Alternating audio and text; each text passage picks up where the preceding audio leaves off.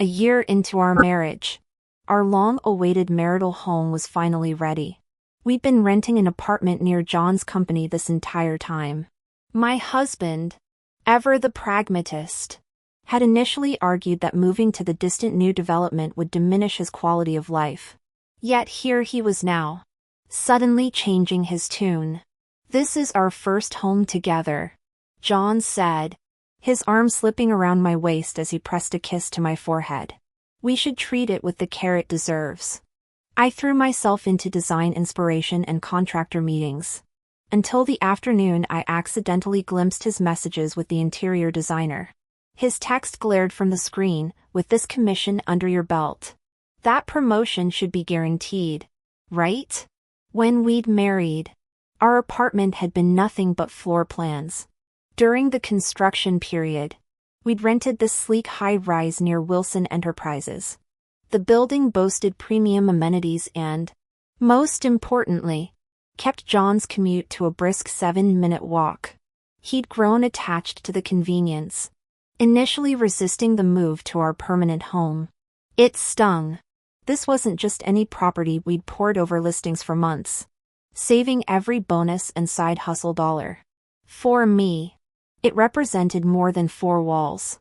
My parents' messy divorce had left me shuttling between grandmother's spare rooms, my childhood possessions perpetually stuffed in duffel bags.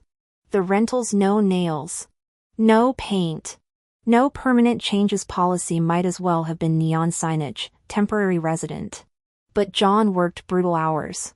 His recent promotion to VP of Operations came with 2 a.m. conference calls and last-minute business trips. "The shorter commute preserves my sanity," he'd argued, massaging the tension from my shoulders after another 14-hour workday. I'd relented, swallowing my disappointment. The about face came abruptly. After attending a colleague's housewarming, John arrived home vibrating with renewed purpose. "A home should be your sanctuary," he declared, thumb brushing away my startled tears. "I was selfish before. This is our fresh start, let's make it perfect." Emma entered our lives as though scripted for a design magazine spread.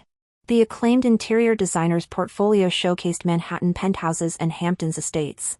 "Friends swear by her," John said, handing her a blank check during our consultation. "Spare no expense." Lucky woman. Emma smiled when John excused himself to take a call. Her manicured finger tapped the 6-figure estimate. Not every husband understands the value of investing in beauty. My best friend squealed into her latte when I shared the news. "That workaholic finally gets it. Though can you blame him?" She nudged my wedding band with her spoon. "You're his golden ticket. Since your vows, his salary tripled. Keep that man happy. And who knows? Next stop, corner office." I basked in the praise, quietly proud. While John conquered boardrooms, I managed everything from dry cleaning to his mother's birthday gifts. His meteoric rise at Wilson Enterprises began with that first marathon project, 7 straight days at the office, fueled by my care packages of cold brew and protein bars. "Best investment I ever made," he'd murmured during stolen lunch breaks. Dress shirt rumpled but eyes bright with triumph. The illusion held until I opened his iPad to check our flooring samples. There, nestled between paint swatch debates and appliance orders, flashed a message thread that turned my blood to ice. "John, dinner Thursday? Celebrate your promotion." "Emma, you mean our promotion. This project's my ticket to partner." "John, then we'd better make it spectacular. For old time's sake." The screen blurred as realization crashed over me, the midnight emergency meetings. His new obsession with marble countertops. The way Emma's laughter had a hair too much syrup. Our dream home's foundation was cracking. And I stood in the rubble holding the renovation bills. The first half of the group chat proceeded normally, until Emma sent the electronic deposit receipt. John suddenly asked, "With this big commission, will you get promoted?" She replied with an adorable emoji. He pressed further, "That's great. How will you thank me?" Emma responded, "I'll treat you to dinner sometime at your favorite restaurant." John replied, "Can't wait." After all these years, my taste never changed. The words burned my eyes. How ironic I didn't even know John's favorite restaurant. He always claimed takeout was unhealthy, insisting home-cooked meals were best. In our year of marriage, we dined out maybe 5 times. I'd believed his aversion genuine, even took online cooking classes to improve. I confronted him. Was Emma really introduced by a friend? His eyes remained glued to the computer screen. After a long pause came the dismissive reply, "Does it matter how we met? She's doing good work." Days later at the design firm, John stayed late at the office. Emma presented her PowerPoint and renderings. The visuals were polished, yet completely missed my preferences. Pointing at the blush-toned Rococo motifs, I said, "Joy." I specifically mentioned disliking pink and ornate European styles. She consulted her notes, but John highlighted these preferences. Though puzzled, I reiterated, "We discussed modern minimalism last time." She gave me an inscrutable look before sighing, "Fine. Next time, get aligned first." When the revised designs appeared in our group chat, John rushed over, "European decor suits our home perfectly. Wasn't the first version better?" My chest tightened. This man I'd married didn't know my tastes at all.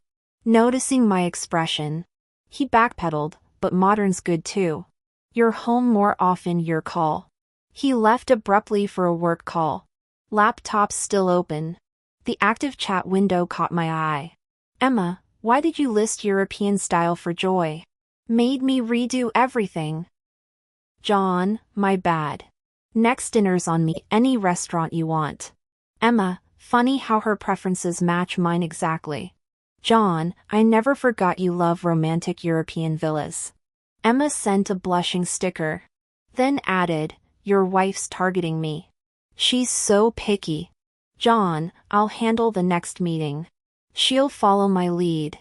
True to his word, John accompanied me to the next presentation. The assistant pushed hard. We reworked everything per your requests. "Joy," before I could speak. John praised, "Perfect. Modern yet warm. Let's finalize this." I noticed his fleeting glance at Emma, who smiled faintly without looking up. Shoving the contract aside, I stated, "This isn't satisfactory." After a month of research, I recognized this generic template from multiple design influencers. Pretty but unoriginal. Unworthy of the price tag. Emma's eyes darted to John, clearing his throat. He took my hand. "Sweetheart. What's wrong? Renderings never do justice to real spaces." The assistant chimed in, "John's right. On-site execution matters most." Emma Parker is our senior designer with extensive experience. I still shook my head. No means no. "I don't like these parts here and here." John tried to argue, but I cut him off. "Didn't you say our first home deserves careful attention? What's wrong with me being particular then?" Turning to Emma, I continued, "Ms. Parker, your company's fee isn't $10,000 or $50,000, but a full $100,000. For a 1,000 square foot home. That's hardly reasonable pricing. Is it? Moreover, I clearly communicated my preferences during initial consultations. Why would you assume I'd immediately approve after just 2 half-hearted proposals for such a major project?" Emma's face flushed crimson as John's smile vanished. Closing her laptop with forced composure, Emma managed. "Understood. I'll expedite revised plans." During the drive home, I suggested, "Maybe we should consider other firms." I've been explicit about my tastes. Yet she keeps missing the mark. Her work feels rushed and careless. John stared at the road, weighing his words carefully. Only after parking did he explain patiently. "Joy. This is the top-rated design firm. Remember my friend's song who just married? His entire renovation was handled by them flawlessly. Their contractors are experienced, meticulous, and provide 24/7 site monitoring, saves us daily inspection hassles. Don't you think it's unfair to dismiss weeks of work based on initial renderings? I met his gaze directly. Did you really choose them just because of your friend's recommendation? No other reasons? If that's truly the case, I'd prefer comparing multiple options. John sighed deeply, leaning back. Truth is, the CEO recommended them. His wife is their major shareholder. You know how crucial his mentorship is for my career. I can't risk offending him. Check Tyanyanka if you doubt me. I hid this because I didn't want you thinking I took our home lightly. They are industry leaders despite the connection. His candor left me speechless. Finally I asked, "Did you know Emma before this?" He blinked in surprise before grinning. "Wait, are you jealous?" His teasing smile emerged. "Now your recent pickiness makes sense." "Yeah. Emma and I were high school classmates. Hadn't spoken since graduation until this project. Didn't mention it because it's irrelevant." "Come on, baby." He pinched my cheek affectionately. "My workload's crazy lately. Let's have her make adjustments without switching firms. Okay?" His openness made me feel petty. The revised plans arrived promptly, finally incorporating my preferences. After marking minor tweaks, I prepared to finalize everything at their office. Emma's assistant bustled around me obsessively, fetching juice, offering snacks, excessive eagerness radiating from every pore. When requesting the contract, the assistant froze. "Actually, Mr. Wilson signed it this morning when he stopped by." Irritation flared. "He signed without my final approval?" "He mentioned you loved this version." Emma interjected smoothly. "Shall we select materials and vendors now, Miss Spencer?" I sat frozen in place. "Bring me the contract. I need to review it." The junior assistant took forever to return. After multiple reminders, she finally dragged herself back with the documents. The first few pages looked normal enough, but when I flipped to the last page and saw the figure in the cost section, my eyes nearly popped out of my head. Not $100,000. Not $150,000. $200,000. I counted the zeros twice to confirm 2 followed by 6 digits. Had John lost his mind? $200,000 for renovating a 1,000 square foot house? That'd amount to half the property value itself. Sure, his salary had doubled recently, but shelling out this much would drain his entire savings. My pulse raced as my hands trembled. Why's the price doubled from our original agreement? I don't accept this. Cancel the order. The upgrades you requested necessitated budget adjustments. The assistant fidgeted. Mr. Wilson already paid the deposit this morning. He insisted on premium materials for you. He clearly cares deeply. Emma leaned against the doorframe, radiating indifference. Now that the money's cleared, the act's over. Huh? I cut through the bullshit. I said I don't agree. Cancel it. John stormed in then, face thunderous. Joy. Emma already made all the changes you demanded. What's this tantrum about now? I hurled the contract at him. They doubled the price. Since when do you make unilateral financial decisions? Rubbing his temples, he snapped, I can afford it. Since when is spending money on you a crime? I barked a laugh. What kind of idiot blows cash like this instead of paying off the mortgage? Unless, my gaze flicked between them. This $200,000 isn't for me. But her promotion bonus? Emma shut the door with calculated calm. MS. Spencer. Slander carries consequences. Continue these baseless accusations and I'll call the police. Furthermore, she added smoothly, the contract states full payment cancellations incur 30% penalties. So I'd lose $60,000 for nothing. I glared at John. He met my stare unflinchingly. He'd planned this trap all along. Fine. Game on. Nodding curtly, I left. While waiting for the elevator, I quit the design group chat.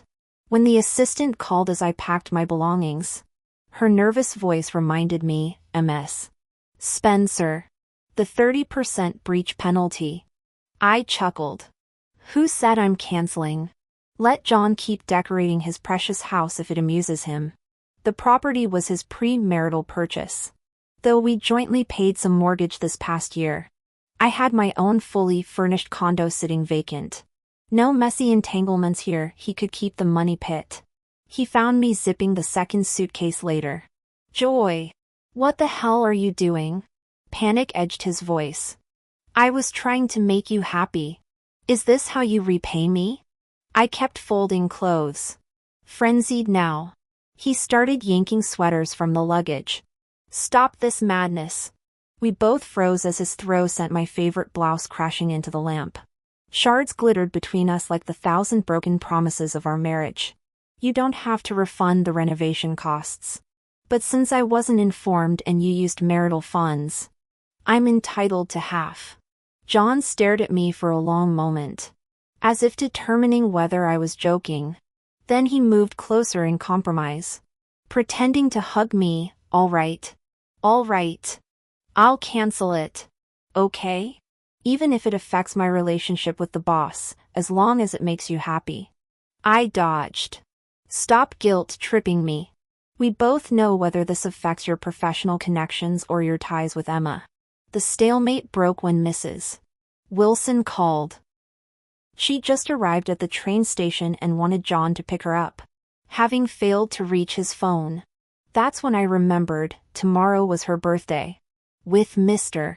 Wilson passing less than a year ago, I'd suggested she spend it with us to avoid loneliness. Living in the neighboring city, the high-speed train ride only took half an hour. John seized the opportunity to grip my arm, pleading softly, Baby, please? Let's not make a scene in front of my mom, okay? Mrs. Wilson had always treated me well. During John's frequent business trips, she'd bring homemade meals, fearing I wouldn't eat properly. Since our dating days, she'd never missed sending birthday gifts. I couldn't ruin her special day. John went to the station while I shoved 2 overstuffed suitcases back under the bed. She stayed overnight, leaving the next afternoon when John got called into work. During our drive to the station, she suddenly asked, Joy, are you and John fighting? I noticed half the closet's empty and those suitcases when I hesitated. She continued, Is this about Emma? She knew everything. Emma had been John's first love since adolescence. They'd planned to attend the same college until she vanished to Europe with a wealthy suitor who funded her education. John became a shell of himself that summer, holed up in his room after learning she'd chosen financial security over their promises. Mrs. Wilson discovered through gossip that Emma's patron had eventually cut her off, forcing her to abandon studies abroad. She returned years later for adult college entrance exams. John had briefly reconnected with her during his early career days. But Mrs. Wilson's disapproval and his modest income at the time had stalled things. Now they were back in contact. As we pulled into the station, Mrs. Wilson clasped my hand. I see John cares for you, but I won't pretend his feelings are completely pure. Her eyes held decades of maternal wisdom. Choose your own path, dear. Just make sure neither of you lives with regrets. When I got home, Emma was waiting downstairs. She strode toward me. We need to talk? I replied coldly. I don't think we have anything to discuss. She smirked. You're the one demanding a refund, aren't you? Can't stand seeing me succeed? Had to sabotage my promotion? I nearly laughed. How could someone be this shameless? John spent that money willingly. I never asked him to boost my sales. But now you're forcing him to cancel the contract. My boss already knows. I revised those blueprints multiple times. Do you have any respect for others' work? She crossed her arms and stepped back, eyes blazing with challenge. Then again, how would a kept woman understand workplace struggles? As for your little question, was this 6-figure sum to make you happy or my promotion? We both know the answer. Let's not embarrass ourselves. Shall we? I mirrored her mocking smile. Adults should know their place. Don't you have any self-awareness? Emma's eyes narrowed dangerously. She lunged forward but froze when John's voice cut through the tension. Emma? John stood holding a trash bag, apron still tied around his waist. What are you doing here? I came to apologize to Miss Spencer. Emma instantly softened, tucking stray hairs behind her ear. The contract situation upset her. She produced a refund form from her bag. I've signed the penalty waiver. My company will process it after your signatures. Pressing a USB into my hand, she added, final designs and 3D renders.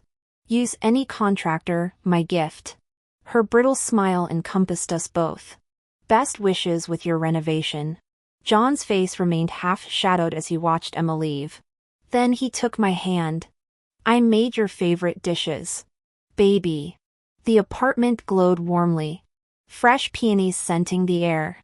Steam rose from 3 meticulously plated dishes, sweet and sour ribs, stir-fried lotus root with vegetables, blueberry glazed yam. He blew on a spoonful of soup before offering it. Never realized how exhausting cooking was until now.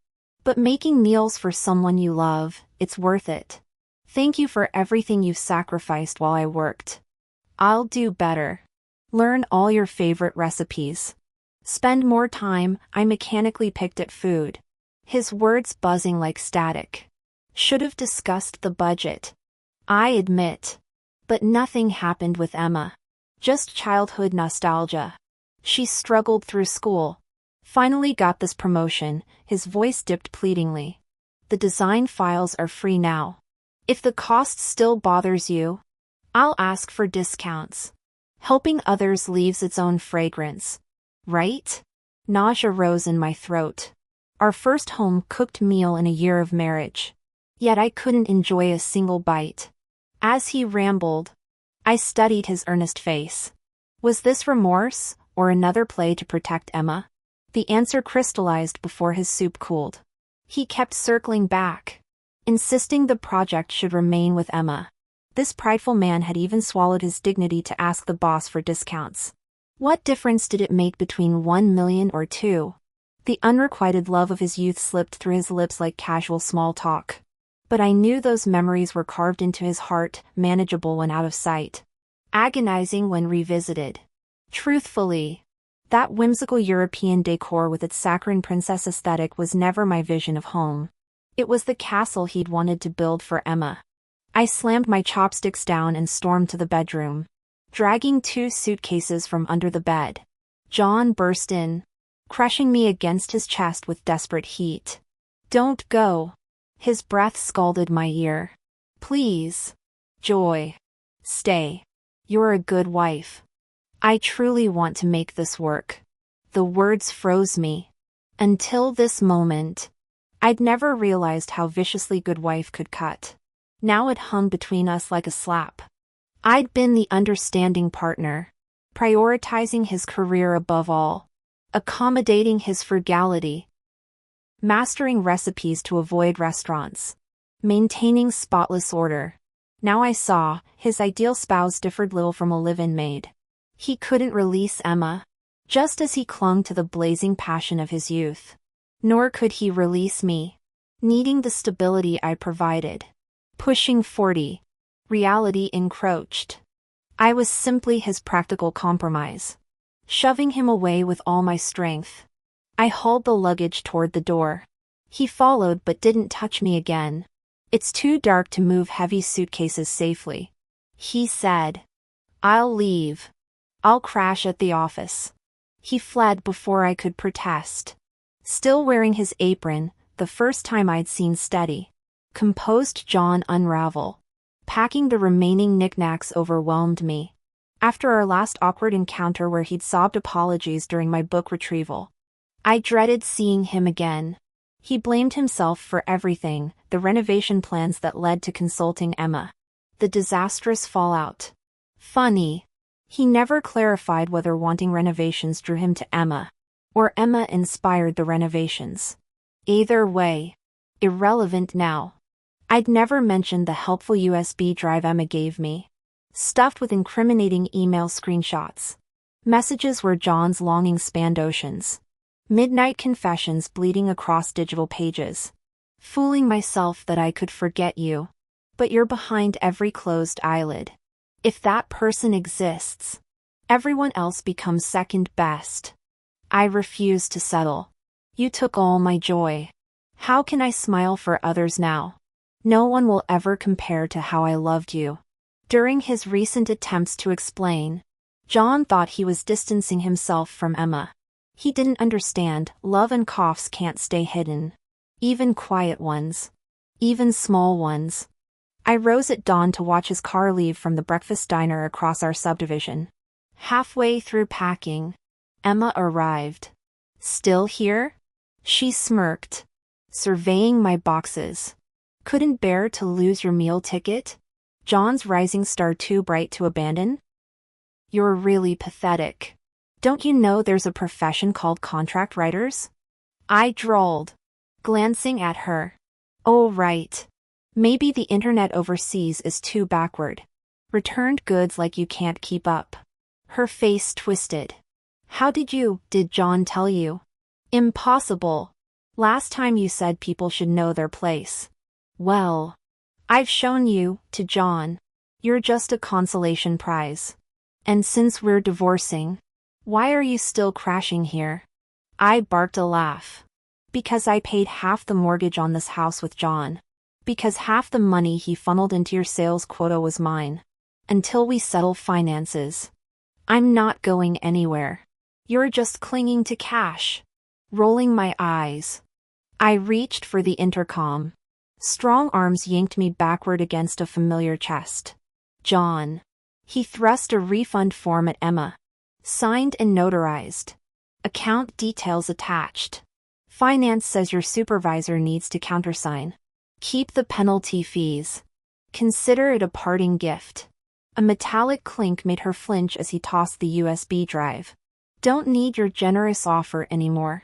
Though I'm shocked, you've grown such a bleeding heart these past years. Turns out he'd skipped work to cancel contracts all morning. Emma's knuckles bleached white around the drive. This is joy in my home, John said icily. You're not welcome here. Harass my wife again. I'll file harassment charges. His fingers brushed my elbow. I didn't know she'd said those things to you. Or about the USB. Voice cracking. He continued. She's changed.